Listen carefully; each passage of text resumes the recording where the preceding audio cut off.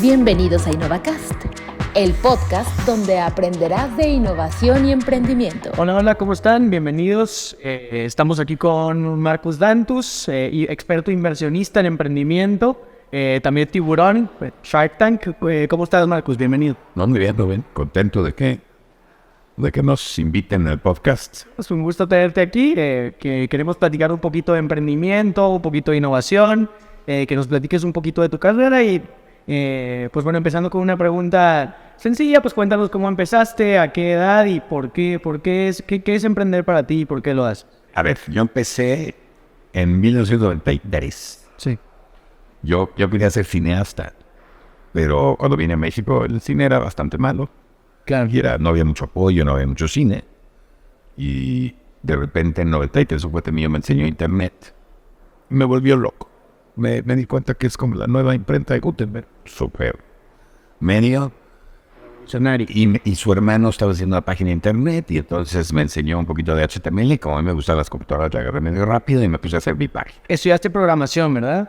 Estudié Lasca, que sí tenía cosas de programación, Claro. Tech, la carrera que ya no existe. Pero es licenciado en sistemas computacionales administrativos. Y luego me cambié a comunicaciones. Y cuando este cuate me enseña HTML, pues me acordé de mis días de programación y es bastante sencillo dentro de lo que es la programación. Claro. Y entonces me puse a hacer mi página. Y bueno, para no hacerte la historia muy larga, acabé con Mexico.com. Ajá. Y por una serie de coincidencias afortunadas. Claro. Y ese fue mi primer emprendimiento ya oficial. Fue una empresa que se hizo muy grande, nos invirtieron mucha lana.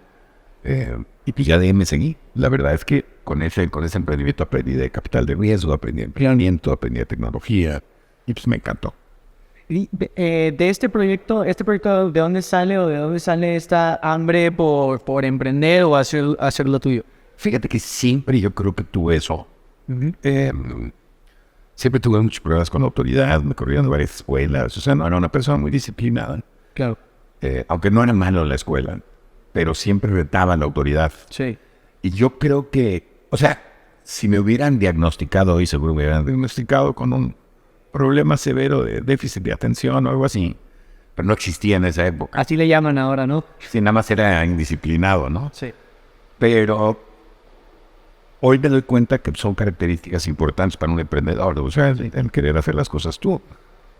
Y como me fue bien en mi primer emprendimiento, y lo hicimos algo grande y sonó mucho y bla, bla, bla, pues me quedé ya emprendiendo. Eso no realmente determinó al final de cuentas que me quedé como emprendedor. Sí. Leí un poquito que hiciste varios dominios y te encargabas como de comercializarlos. ¿Esta idea de dónde nace o fue como un descubrimiento a la hora de ingresar? No, fue casualidad. Yo hice mi página estaba en una dirección súper rara. Ajá.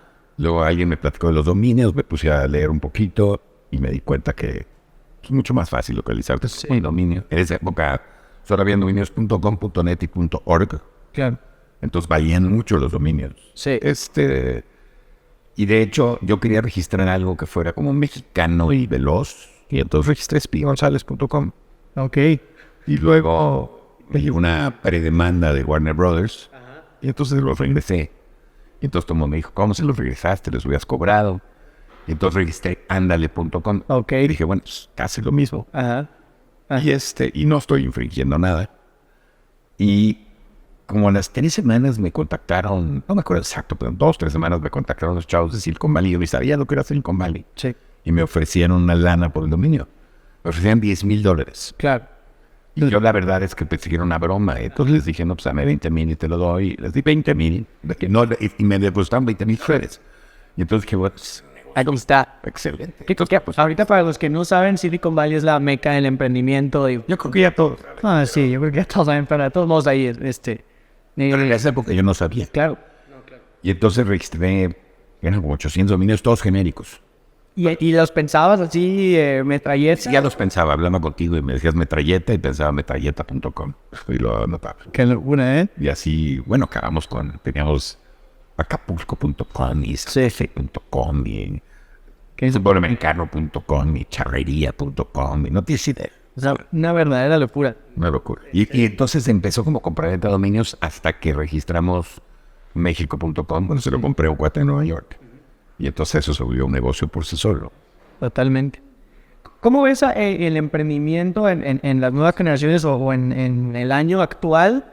¿Y cómo ves el reto de innovar o generar nuevas cosas? Porque bueno, hace unos años como que pues surgieron cosas nuevas como el internet, varias cosas por donde ir. ¿Qué reto ves para los jóvenes ahorita en el año donde están?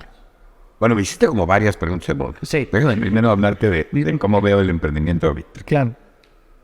Ahorita, sin lugar a dudas, hay una cultura emprendedora muy esparcida del país. Y eso es muy bueno. Yo soy de las personas que cree al 100% que el emprender y el realmente generar prosperidad están muy de la mano. Sí. Porque cuando emprendes, generas empresas de alto valor agregado, pagas mejores sueldos, distribuyes mejor la riqueza, mejor la economía, bajas el crimen, o sea, se arreglan muchas cosas. Cuando yo me gradué de la universidad, nadie quería ser emprendedor. Hoy, yo te garantizo que más de la mitad de los chavos quieren ser emprendedores. ¿Y crees que saben de qué hablan? O sea, ¿crees que saben el día? Muchos no y muchos sí.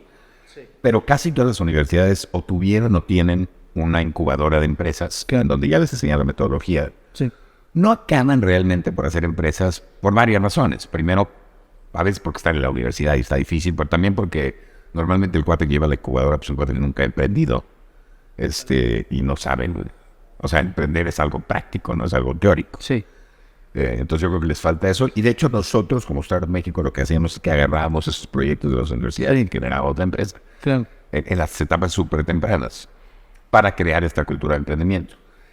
Durante muchos años, entre el INADEM que se creó y todos los apoyos que empezaron a haber para emprendedores y todos los fondos que se crearon, etcétera, realmente se generó una cultura de emprendimiento importante. Luego todo eso se acabó. Ya no están apoyando a emprendedores por lo menos a nivel federal, aunque hay unos estados que sí. Pero hoy en día es muy interesante porque ya hay casos de éxito, ya hay unicornios. Sí. Y entonces, ese era lo que nos faltaba en esa época. Y hoy ya los dan. Entonces, eso solito jala también a muchos chavos a que quieran emprender. Quieren emprender. Claro. ¿Y qué retos ves ahorita para los chavos en la actualidad de lanzarse? Pues mira, hay muchos retos. O sea, yo te diría el primero y el más importante probablemente es que la innovación, la materia de innovación no está en el currículo escolar. Y una cosa es ser creativo y otra cosa es ser innovador. Totalmente. Y entonces, como que no traducimos esa creatividad a innovación. Entonces yo creo que hay que meterla en el currículo escolar. Y estoy hablando desde kinder, no nomás en la universidad. Sí, claro. Sí, para fomentar, para seguir realmente expandiendo esta creatividad que tenemos innatamente los mexicanos. Sí. Pues somos muy creativos. Sí somos. Creo que otro reto muy importante es el conocimiento de finanzas. O sea, les falta mucho a los chavos. Hay muchos cuates, por ejemplo, que toman una carrera de diseño para imitar materias con finanzas, pero luego poner un negocio. Y no puedes poner un negocio sin saber lo que es un flujo de efectivo o saber leer un estado de resultados. O sea, hay cosas que son básicas, ¿no? Para saber si estás ganando dinero o no estás ganando dinero y cómo ahorrarlo y cómo invertirlo y todo este tipo de cosas. Entonces creo que ese es otro reto muy importante. Pero la realidad es que, mira, hay retos culturales y retos sistémicos. Los retos culturales son cosas como la intolerancia al fracaso o el castigo al éxito, porque somos una sociedad muy chistosa. Sí. Castigamos el éxito y no toleramos el fracaso, entonces como que tiramos a la mediocridad. Sí. Claro. La falta de colaboración, todo este tipo de cosas yo creo que nos afectan mucho. Sí. Hay problemas sistémicos, o sea, la corrupción, la impunidad, la mala aplicación de la ley, todo este tipo de cosas, lo que hacen es que no confíes en las instituciones. Y al no confiar en las instituciones, pues no confías en las cosas hechas en México o creadas en México, ¿no? Claro. No hay realmente muchas salidas financieras, no hay una bolsa tan bursátil, a pesar de que hay una nueva bolsa que ahí va. No hay tantas funciones de adquisiciones, o sea, y si no hay salidas financieras, los inversionistas se inhiben y dejan de invertir porque pues, ¿cómo sacas? O sea, entonces hay claros retos. 100%. Me gustaría construir un poco con lo que se dijo. Pero espérame, perdón. Dime, no. Quizá el reto más importante Claro, adelante.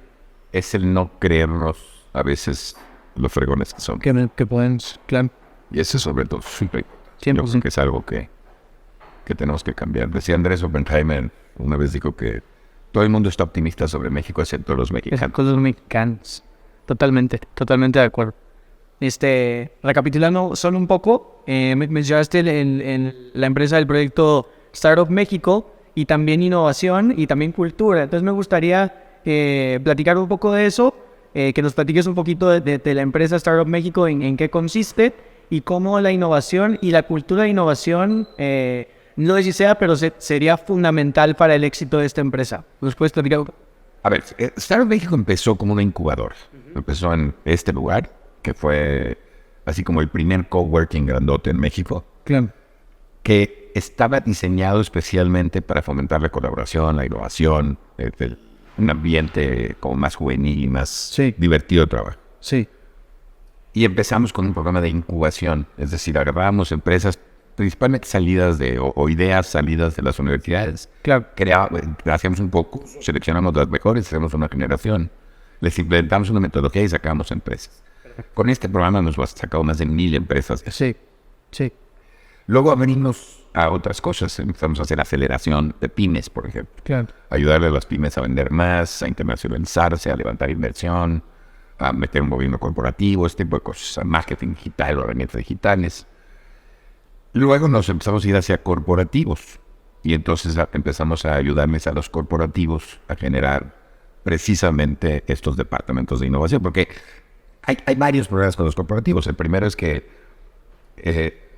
conforme crece una empresa, pues vas poniendo procesos. Conforme vas poniendo procesos, te vas alejando de la innovación. Exactamente. Entonces les ayudamos a revertir esa tendencia, les ayudamos a crear un departamento de innovación, les ayudamos a tercerizar la innovación a través de startups, Sí. los vinculamos con ecosistemas, todo este tipo de cosas. Y luego pues, se fueron dando un chorro de programas. Tenemos un programa de soft landing, donde tenemos empresas de Latinoamérica, o de España, o de Europa, México, o de Israel, hemos traído también. Y entonces las ubicamos acá para que abran Latinoamérica, o empresas latinoamericanas que quieren irse a Estados Unidos también, que pasan por México. Ya. O sea, tenemos un chorro de programas. Sí. Muy bien. ¿Qué papel Juega la innovación. la innovación y la cultura de innovación ambos? O sea, tanto... Bueno, o sea, yo creo que el principal problema de las pymes mexicanas Sí. es la falta de diferenciación. Claro. Entonces, pues ahí estás hablando de innovación. La cultura de innovación lo que hace es que te diferencies por algo más que precio, marketing, zona. Sí. Sí. Y creo que eso es bien importante. Entonces, desde el principio, pues les fomentamos esta cultura de innovación y tratamos de que piensen en esta diferenciación como una ventaja competitiva. Sí. Marcos, también nos gustaría preguntarte acerca de si alguna vez te has enfrentado o te ha tocado ver alguna propuesta de valor que se ve como el underdog o que no va a jalar para nada y que logra sorprender en el mercado. Me han tocado las dos. Ah. O sea, unas que se ven increíbles y unas que se ven como underdogs. Ajá, claro. Que luego pegan, ¿no? ¿Tú qué estilo eres? ¿Eres underdog o favorito? ¿A quién Fíjate que si algo he aprendido es que lo que importa son los emprendedores, es el equipo. O sea, no, la idea es lo de menos, ideas todos tenemos.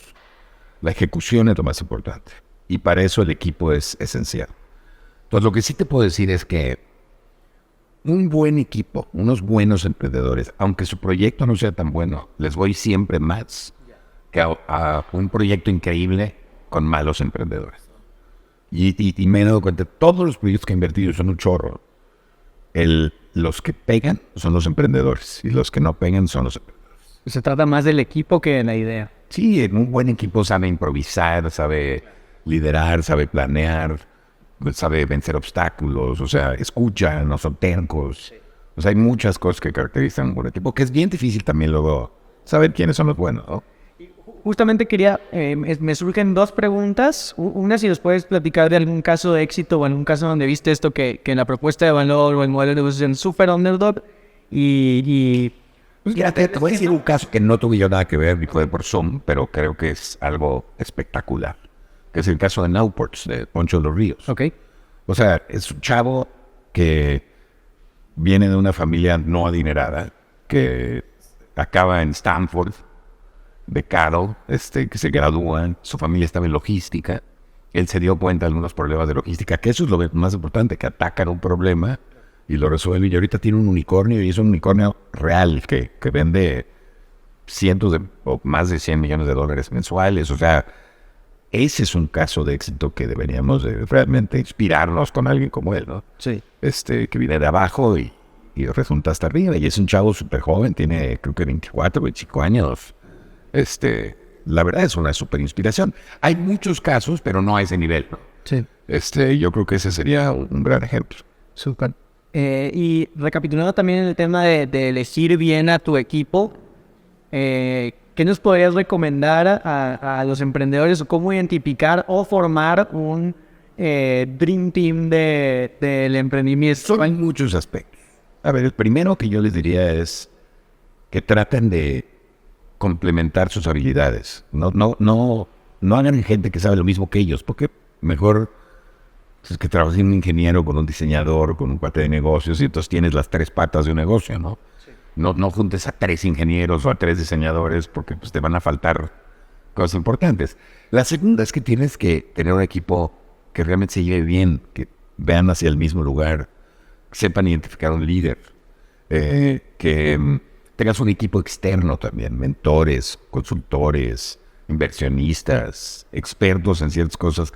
Por ejemplo, un experto legal o un experto fiscal. O sea, hay muchas maneras de armar bien el equipo, pero principalmente que vayan todos. O sea, es como si empujas un auto, ¿no? Y pues uno se baja y uno empuja de enfrente hacia atrás y otro de atrás hacia enfrente y uno va sentado en medio, pues no se va a mover. Todos tienen que empujar hacia el desbordado.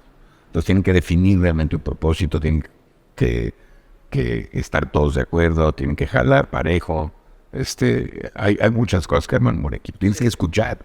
Eso es la parte más importante. Tienes que escuchar a tus inversionistas, a tus mentores, a tu equipo, a tus clientes y darte cuenta que estás haciendo bien y que estás haciendo mal. Sí, totalmente. Quisiera preguntar también, construyendo de esto, ¿cómo puede funcionar esto o esta misma dirección de un equipo de emprendimiento dentro de un corporativo? ¿Y qué piensas del intraemprendimiento en los corporativos? El emprendimiento es importantísimo. Sí. Pero para que funcione hay varias cosas que tienen que pasar. O sea, muchas empresas lo que hacen es que se dan cuenta que ahora está muy en boga la innovación y quieren innovar, y entonces agarran al departamento de marketing y le dicen, ahora usted es el departamento de innovación. Y pues, ¿y esto cómo se come, no? Sí. Entonces, creo que tienen primero que estudiar innovación, tienen que entender las metodologías para realmente generar innovación. Segundo, tienen que estudiar las tendencias en el mercado, escuchar a sus clientes, especialmente escuchar a los empleados que están en contacto con los clientes, la gente de soporte, la gente de ventas, que todo el tiempo está viendo a clientes. Y pueden aprovechar eso como un estudio de mercado para saber hacia dónde van. Eso es por un lado. Por otro lado, creo que el equipo de innovación no debería pasar por los procesos que pasa la empresa, porque inhibes la innovación. Entonces deberías tener un equipo de innovación que tenga otros procesos, mucho más sencillos, mucho más rápidos, que te permita innovar. A mí me ha tocado participar con empresas que para comprar una laptop son 4 meses, porque tienes que tener una licitación por unos 3 proveedores y pasar por compras y finanzas, y pues eso mata la innovación. Entonces el departamento de innovación no puede pasar por los procesos, en mi opinión, que la empresa. Tienes que vincularte con el ecosistema de startup y entender cómo funcionan y crear como parte del emprendimiento una startup interna. Pero la otra cosa que es bien importante es, tienes que meter la innovación dentro de los KPIs de la empresa. O sea, porque si no, luego innovan, pero como nadie trae ese KPI, tú traes KPIs de ventas o de ahorros o de lo que quieras, pues nadie implementa la innovación. Entonces, ¿qué sirvió? Sí, totalmente. ¿Y qué tan importante para ti es la innovación en una empresa como tal? Yo creo que, mira, Michael Porter dice que la innovación es la cuestión central de la prosperidad económica. Los países que no innovan, los países que no fomentan, por ejemplo, el emprendimiento, son los países pobres. Así de fácil. Los países que sí fomentan el emprendimiento y que sí fomentan la innovación son los países ricos. Las empresas que no fomentan la innovación y el emprendimiento son las empresas que van a perecer eventualmente, sea quien sea. Y las empresas que sí están constantemente innovando son las empresas que van a durar y se van a mantener como líderes. Y ahí tienes los ejemplos de Apple o Microsoft o Google, que son o Tesla, que son empresas que siempre están hasta arriba. Claro, claro. Escuchando esto, ¿quién para ti ha sido una gran inspiración, tanto como marca o como ídolo? ¿Hay alguien a quien has seguido en tu carrera como emprendedor? Hay mucha gente, o sea, obviamente a los grandes emprendedores como Jeff Bezos o Elon Musk o Steve Jobs o Bill Gates, en diferentes cosas, ¿no? Porque hay cosas que también me molestan a veces de ellos. Pero en México también hay grandes emprendedores, o sea, hay gente que la ha hecho muy bien. Hay gente inclusive menor que yo, como Poncho de los Ríos, que me inspira mucho, ¿no? Que me da mucho gusto ver gente que llega a tener tanto éxito. La verdad es que hay mucha gente que me ha inspirado. Sí. Y que me sigue inspirando. Ahora, realmente quien me inspira es gente como Nelson Mandela o como Gandhi, ¿no? De ideales. De ideales, más que de negocios. Totalmente. ¿Qué consejos le podrías dar a los jóvenes? O Michael Jordan. Bueno, Michael Jordan, claro. ¿Cómo no? ¿Qué consejo le podrías dar a los jóvenes que apenas están empezando? ¿Qué consejo les darías a los que van a la mitad del camino? ¿Y qué consejo les darías a los jóvenes que ya están arriba o que acaban de fracasar? A los que van empezando, les diría que de entrada se pongan a hacer algo que les gusta. Porque va a haber muchos obstáculos en el camino. Pero si haces algo que te gusta, y especialmente si haces algo que eres bueno para ello, si te gusta te vas a volver bueno. Pero si además eres bueno, pues primero vas a trabajar feliz, y segundo vas a tener una mucho mayor posibilidad de sobrepasar los obstáculos.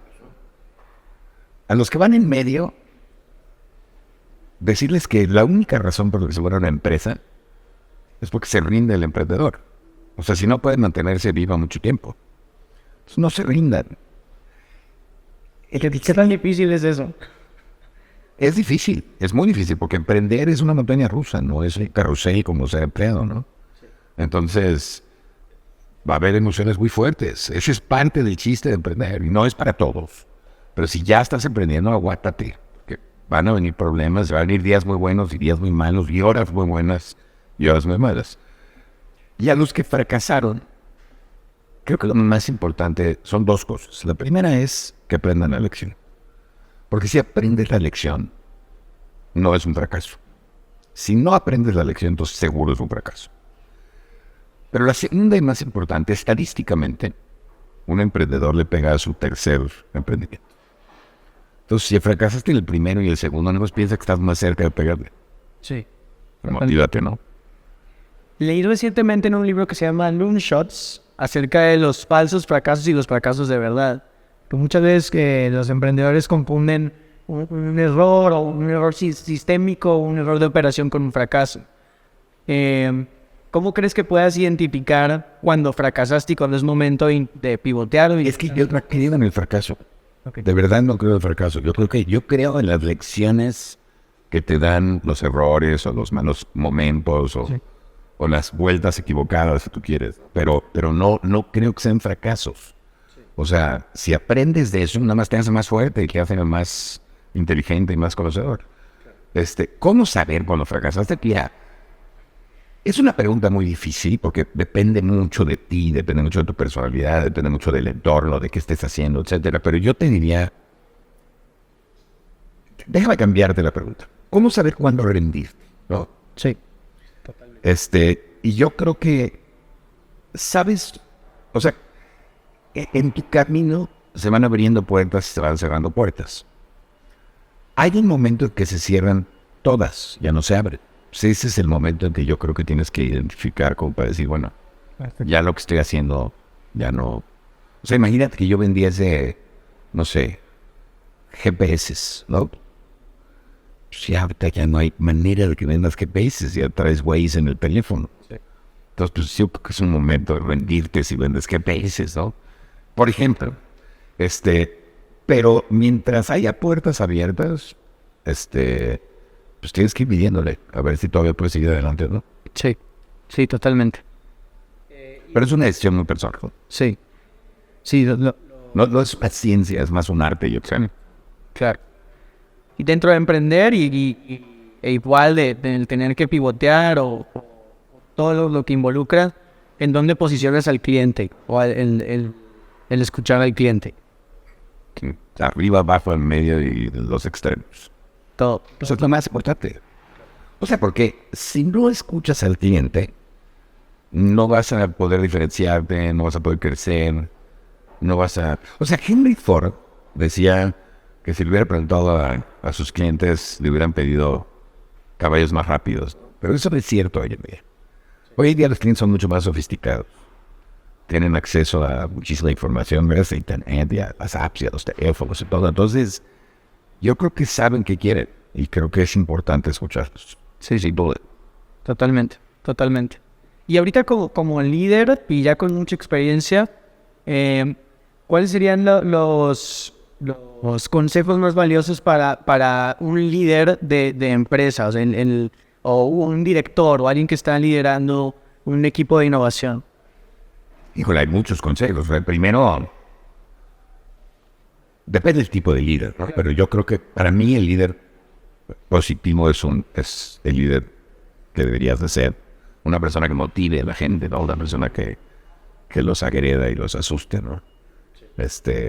Creo que tienes que ser una persona que empodere a la gente. Creo que hoy con los millennials y los centennials todavía más tienes que representar algo, tienes que tener un propósito más allá de hacer dinero. De hecho, para mí hacer dinero no es un propósito, es una consecuencia, ¿no? Sí. De un buen propósito. Tienes que representar algo más que un producto, representar una idea. Yeah. Tienes que hacer cosas pro ecología, con impacto social positivo. O sea, hay una serie de reglas que creo que son importantes para liderar. Dicen que Gandhi tiene un dicho que me encanta, que dice que